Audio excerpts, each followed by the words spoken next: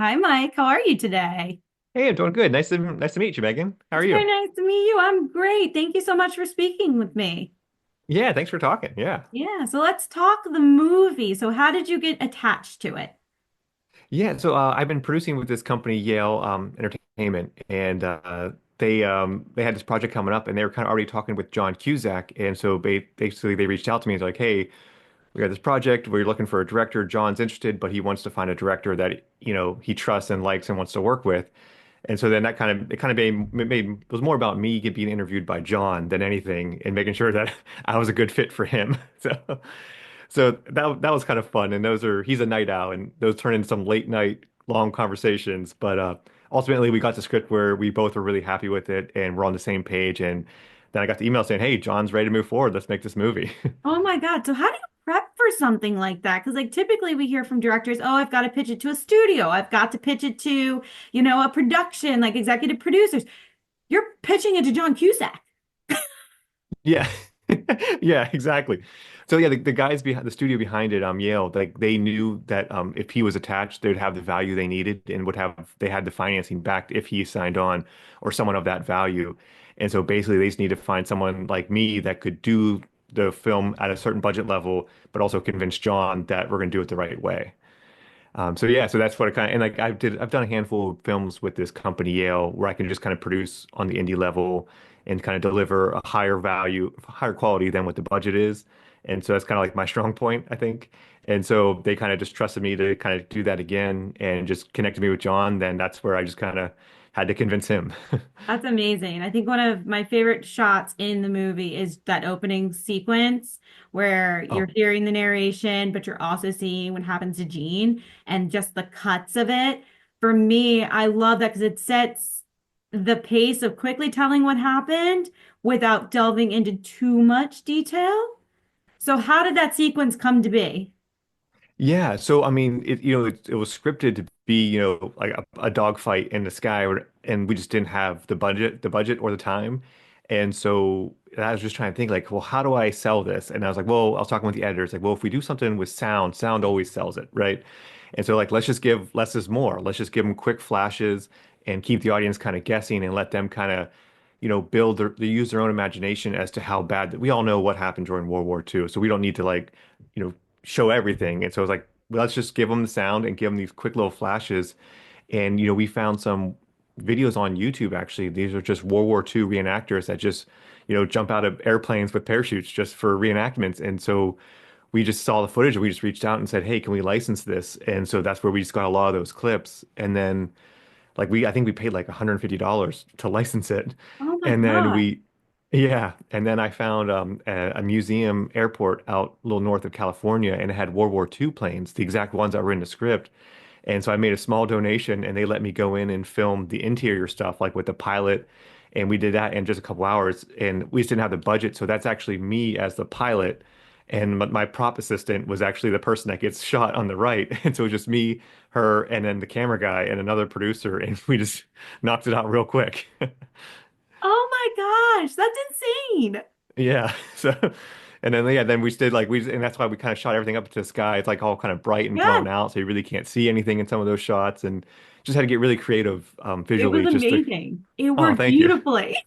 Yeah. I would Thank have you. never known it was you as the pilot. Yeah. We had to do a little VFX on the eyes to make them blue to match. So, Oh my gosh. But that kind yeah. of shows just how much, not only research, but work you have to do as the director to be able to stay within budget. Because it's not like you have millions and millions of dollars to work with.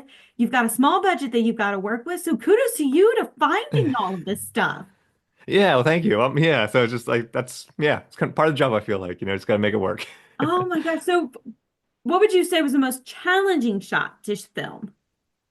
The most challenging, I would say, would be for us, it was like really the night stuff, the cat and mouse sequence when he's creeping around. Mhm. We did a lot of that during the daytime. So we had to, because of our schedule was we had it was the whole movie was done in 15 days.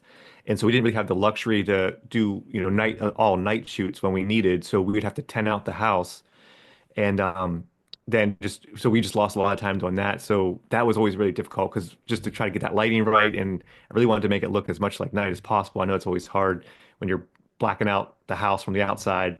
So that was always kind of challenging. But yeah, I'm really happy with how it turned out, and it's a really nice little tense little sequence, and so I'm really happy with it. Yeah, it's a really tense sequence. You're on the edge of your seat from start to finish of that scene. So very nice job.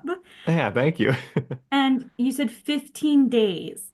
How do you keep Yeah. a crew and a cast motivated? Because everyone is tired. It's long days and long nights. So, as the director, you're the captain of the ship. How do you keep everyone going so you can meet that 15-day deadline?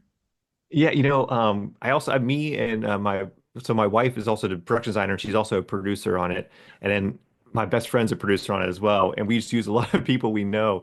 And I mean, I show up every day with a smile on my face, and like I'm not afraid to move the camera gear, move whatever. So they see me working, doing whatever just to Yeah. get it done. And so everyone just they're like, oh well, if he's doing it, I'm doing it. And like so, I just kind of set the tone that hey, I'm getting my hands dirty, and everyone else kind of just follows suit. And then yeah, we work hard, we play hard, and I've been very fortunate to have such a great group of friends that I also work with, and so I'm fortunate I get to use a lot of the same people, and so they kind of all know the drill, and we move fast and we do the best we can. Oh my gosh, that's amazing. So, everyone pretty much is on board and they know how you work, you know how they work, which helps streamline the process. Yeah, exactly. And That's I think I never ask them to do anything that, that's impossible. Like I know the limitations of our budget and our schedule. And so I'm not sitting here like, stomping my feet and say, no, we need to make this happen. I'm very much like, I got to pivot, and it happens all the time. Like, yeah. I mean, the one day we had John Cusack for 2 days to film. And on the last day, we were filming that scene where he's talking with Gene at the table and he's trying to convince him to convert. And we had 15 minutes scheduled to kind of block that scene to go over it. And then John and Mira and Jake all had a lot of questions and motivation about the scene. And it turned into a 3-hour conversation that we didn't have the time for. So our AD's just pacing and just sweating, and the crew's just sitting outside for 3 hours wondering what the hell's going on. And I'm freaking out too because I'm like, we're never going to make this day. We still have so much more to shoot. And so as soon as like John, everyone was happy with the motivation of the scene and it made sense. And we had like maybe 10 minutes before we had to start rolling then. So everyone went to hair and makeup. I ran upstairs with the two other producers, Andrew and Jordan, and we just looked at the rest of it. We had two other scenes that were interior. Like we can't do these now. Like we had to figure out how to shoot these outside because we don't have time to light it. And so we pulled dialogue from two different scenes of what was important. And this became the scene where Brianna and John are in the garden talking, and he's talking to her about him. That was originally two different scenes that were spread out inside the God. house somewhere. And so, like, let's just shoot outside. Let's use natural light. We have the sun setting behind him. It'll look pretty. And let's just pull the dialogue we need. And we made it work. And that's actually probably one of my favorite scenes now. Oh, you would never know that that was supposed to be two scenes. Yeah. You Yeah. beautifully that's just seamlessly plays from the scene into each other. Like how that's phenomenal. Like, Yeah. but also for your brain to process that. Like I would never, I'd be like, well, we're screwed. Like it happened. Yeah. Well, I had about 10 seconds of that, and then I calmed down. Like, okay, now what do we do? But that's amazing to be able to just pivot that quickly and the trust your crew has to have in you and the trust you have to have in your crew and your cast to know that like, okay, I'm going to make this happen. I know that they can make this happen. Yeah, no, yeah, there's a lot of trust both ways. I guess, yeah, I never doubt them, and I guess they had the same with me. We just like, okay, this is how we're doing it, and we just move forward. And yeah, I mean, I guess the thing we're pretty naive, I think, in that sense, where we always are convinced, we convince ourselves we can pull it off, and Yeah. then I think we just end up doing it somehow. Well, I mean, I think if they saw you chicken littling, they would chicken little. Like they would be, Yeah, dude, the sky is falling. Oh, well, Mike said the sky is falling. The sky is falling. yeah, yeah. Well, for my final question for you today is why should fans see the movie? Because it's just it's a kind of throwback to like an older like style of nostalgia of like the World War II thriller. And what I love is that it's an espionage thriller, and it's not about being on the war front. And it's a different perspective and different lens of something that's happening in America on the home front, and just how everyone always talks about the battlefield. But there's a lot going on internally too. I mean, if you look at even at the take it further to the Civil War, like there's always, some dynamic, personally how people feel about war. And so it's interesting just to kind of take it into the home setting and just let it happen between the family and how they have different perspectives. And I think it's just kind of, especially now with everything going on, it's just it's very topical, ironically, which I wish it wasn't, but it is. And so I think it's something that I think anyone could kind of look at and be like, oh yeah, this is kind of still very relevant today, and we're having a lot of the same conversations at the same dinner tables, that they had back during World War II. And it's kind of scary. Yeah, it is. This time we just have a cell phone in our hands. Exactly. Yeah. Well, perfect. Thank you, Mike, so much for speaking with me. I am super excited for everyone to see the new movie. Oh, thank you so much. I really appreciate it.